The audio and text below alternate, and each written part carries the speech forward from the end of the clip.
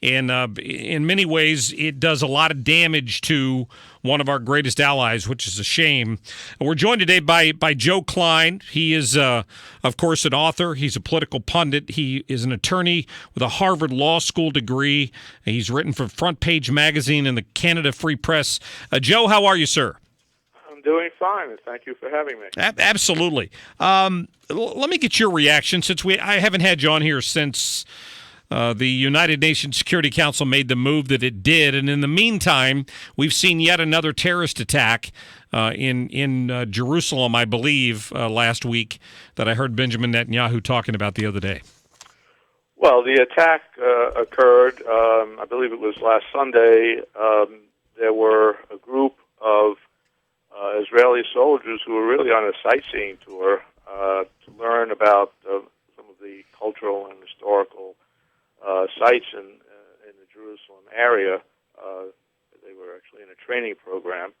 They got off a bus, and suddenly a Palestinian terrorist who lives in the East Jerusalem area rammed into them with a pickup truck, and he not only knocked a number of the soldiers over, but then he went in reverse and crushed even more, killing 4 people. They were in their 20s. 3 of them were women. And again, these were not soldiers that were in any combat situation. In fact, they're not even combat soldiers. And they were out on a what they thought would be a very pleasant and informative sightseeing tour. And of course, the Palestinian leadership, Hamas in particular, celebrated this as another heroic act, as they put it, of resistance on social media, including some of the official Palestinian Authority social media. It was celebrated. We didn't see anything coming out of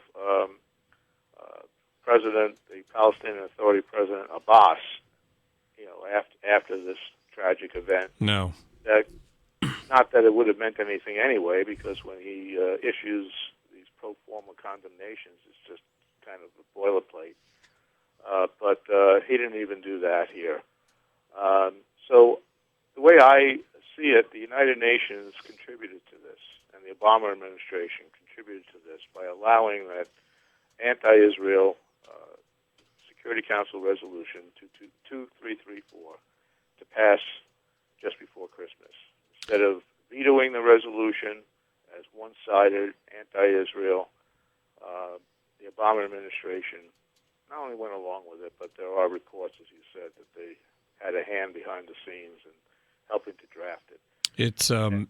It's discouraging on so many levels. Plus, moving forward, it makes more difficult the job of Rex Tillerson, whoever is Secretary of State, and the Trump administration to try to get a bridle around the peace process over there, to try to get a handle on it and steer it in the right direction, because now you've got the confusion in that Security Council resolution of suggesting pre-67 borders and, of course, giving up Old Jerusalem. And there's no way the Palestinians are going to let go of that, and that's a problem.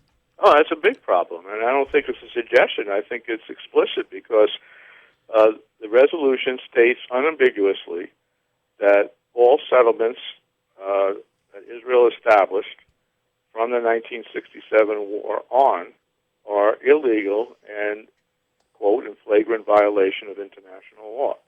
So that means anything. You can argue that any residences in East Jerusalem, because East Jerusalem was included in that definition of occupied Palestinian territory, the holy sites themselves, the Western Wall that I've been to several times, and is the holiest site remaining in Judaism.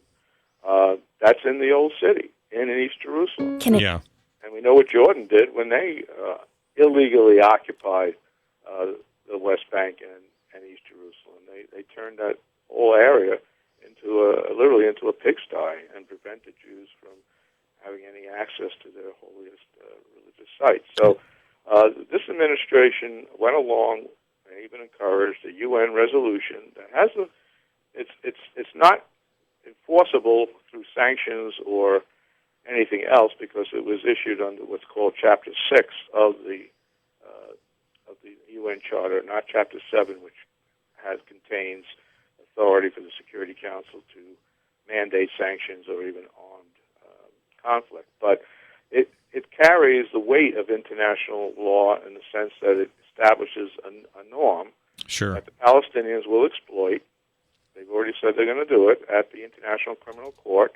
It gives justification to terrorists like the one who committed this heinous act last weekend because they just call it resistance. And what are they resisting? They're resisting something UN called illegal, these settlements. Sure.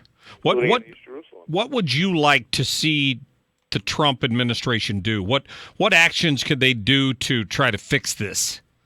Well, first of all, I think there has to be, although it's going to be very difficult, if not impossible, to undo the Council resolution itself, because any attempt to rescind it will be vetoed most likely by, frankly, one of the other four, including possibly France. Mm-hmm. France, the UK, China, and Russia supported the resolution, and at least one or more of them will veto any attempt to rescind it. But I think the Trump administration should itself repudiate it explicitly, say we're not going to recognize it as having any validity under international law.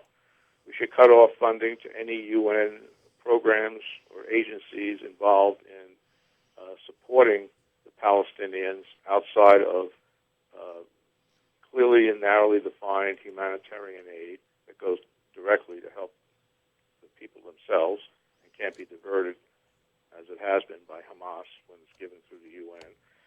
And frankly, consideration should be given to the bold move of moving our embassy from Tel Aviv to Jerusalem, which will create a fact on the ground that at least the Trump administration regards Jerusalem as an undivided city, and which cannot be artificially divided, and control over the areas encompassing the holiest religious sites of Judaism, Christianity, as well as Islam. Sure. Given over to the Palestinians' control. Certainly complicates things a great deal, and it's frustrating. Joseph Klein, I appreciate your time today. I know you've got a couple of books, The Global Deception, the UN Stealth Assault on America's Freedom, and Lethal Engagement, Barack Hussein Obama and the United Nations and Radical Islam. And I appreciate your time today. People can go to frontpagemag.com to read more of your articles, and have a great week. Okay, thank you. All right, thank you very much. Good to get to Joe Klein. Wanted to get him on there talking about this. I don't want this UN security resolution debacle to fade into the background with everything else that's going on, and that would be easy for that to be lost. That needs to be part of Barack Obama's legacy, along with his horrendous foreign policy decisions in addition to that. But I don't want people to forget that. He bears responsibility for this. The United Nations liaison ambassador is not the one that made that decision.